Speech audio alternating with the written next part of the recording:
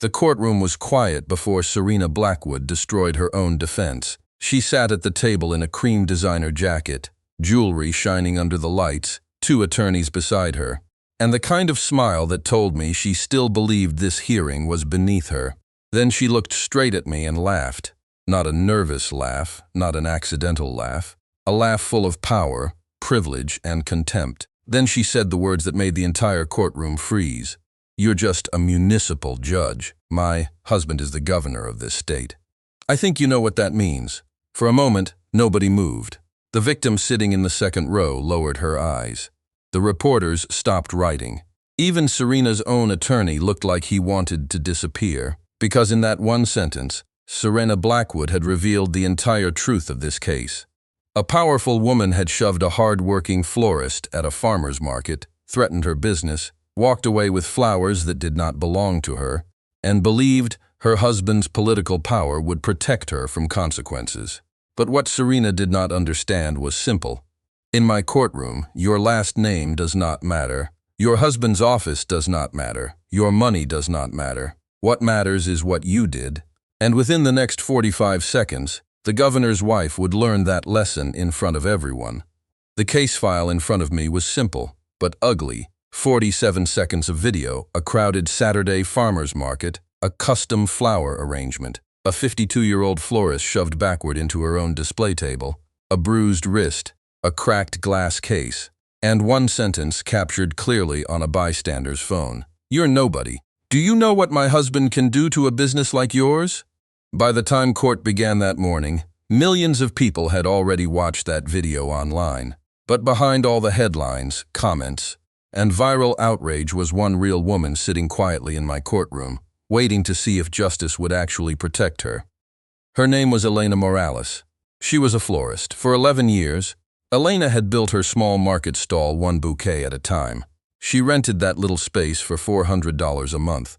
She woke before sunrise, loaded buckets of flowers, trimmed stems, arranged ribbons, prepared custom orders, and spent long days standing behind a table she had built with her own hands. Her stall was not just a business, it was her dignity. It was her independence. It was proof that ordinary people can create something beautiful, even when life gives them very little room to breathe.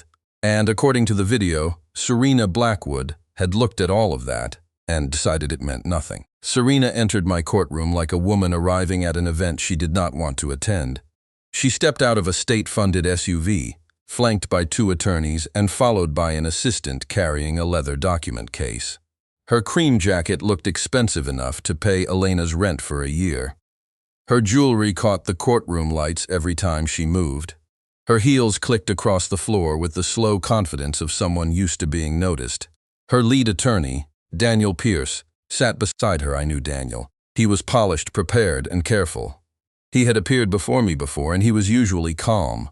That morning, he looked tense. He had the expression of a man who knew his client could ruin everything the second she opened her mouth. In the second row sat Elena Morales.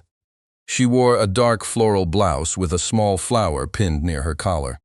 Her wrist was wrapped in a brace. She did not look angry. She did not look dramatic. She looked still. That particular kind of stillness you see in people who have been hurt, humiliated, and told by everyone around them to trust the system, even though some part of them is afraid the system may not see them at all. Serena never looked at her, not once. She looked around the courtroom instead, as if she were deciding whether the room deserved her respect. Daniel Pierce stood first. He began exactly the way I expected a skilled defense attorney, to begin when the facts are bad and the video is clear. He said the incident had been misunderstood. He said the flower arrangement had not been properly confirmed. He said emotions had been high. He referred to the shove as physical contact. Not assault, not forced contact. He said the market had been crowded. He said both women had been upset. He said the viral video did not show the full context. He said the media had framed Serena unfairly. Then he shifted smoothly into Serena's public image. He spoke about her charity work, children's hospitals, arts programs, school fundraisers, food banks, community outreach. He did not say those things should excuse her behavior. He was too smart for that. But he allowed the implication to hang in the room. This was not just any defendant. This was the governor's wife, a public figure, a donor, a woman of influence, and somehow we were all supposed to understand that ordinary consequences should bend around her. I listened to every word, then I asked him one question. Mr. Pierce, the transcript your office submitted quotes your client as saying, "You're nobody. Do you know what my husband can do to a business like yours? Can you explain to this court what Mrs. Blackwood meant by that?" Daniel did not flinch. "Your Honor," emotions were high. The statement was hyperbolic. No actual threat was intended. I nodded. Then I asked the second question. Has anyone from the governor's office contacted any licensing department, permitting division, or regulatory agency regarding Ms. Morales or her business since this incident? The silence that followed was different. It did not come from Daniel. It came from Serena. Her head turned slightly toward her attorney. Just a small movement.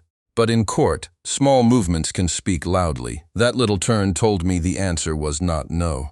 I let the silence settle, then I said, "Play the video." The courtroom screen lit up, no commentary, no dramatic music, no captions. Just 47 seconds of truth. A bright farmer's market appeared. People moved between stalls. Sunlight fell across tables filled with flowers. Buckets of roses, lilies, and peony sat arranged in careful rows.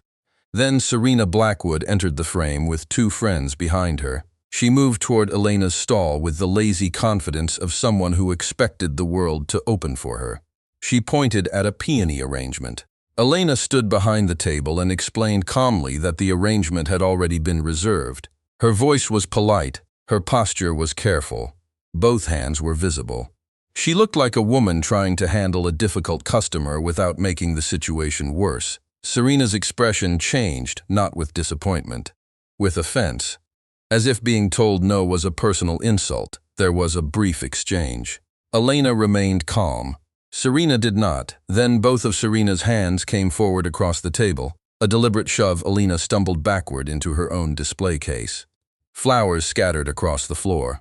Glass cracked loud enough for the phone microphone to catch it.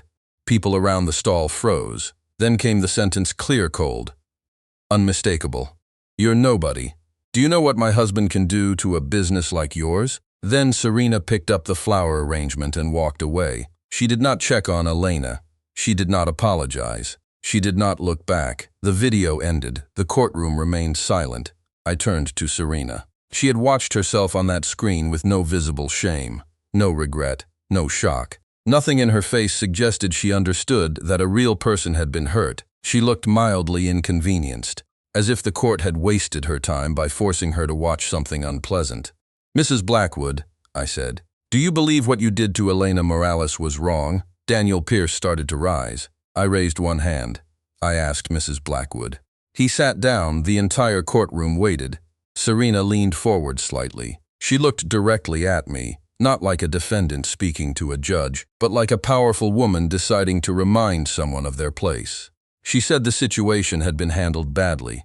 Then she said, frankly, she found the entire proceeding embarrassing. She said I was a municipal judge. Her husband was the governor of the state. The idea that she was sitting in court being treated like a criminal over a flower arrangement at a farmer's market was ridiculous. And then she laughed. That laugh changed everything. It was not nervous, it was not accidental, it was chosen. It was the laugh of a woman who had used contempt before and watched it work. A laugh that said she had spent years in rooms where people backed down when she reminded them who she was. But she had chosen the wrong room. I did not raise my voice. I did not slam the gavel. I simply looked at her, because in that moment, Serena Blackwood had given the court something no attorney could explain away. Open contempt for the victim, for the proceeding, for the law, and for the bench. "Mrs. Blackwood," I said quietly, "in about 45 seconds, you are going to understand exactly how wrong you are." Then I turned to the bailiff. "Take Mrs. Blackwood into custody for criminal contempt of court." Daniel Pierce jumped to his feet. "Your Honor." "Sit down, counsel." He sat. The bailiff moved toward Serena with calm professionalism. And for the first time that morning, Serena's face changed, the smugness disappeared, the performance collapsed. What replaced it was shock. "Pure disbelief," she said. "Do you know who my husband is?" "Yes," I said, "I do." Then I leaned forward. "And before you are processed, I want you to understand something. Your husband is not in this room. His title is not in this room. His office is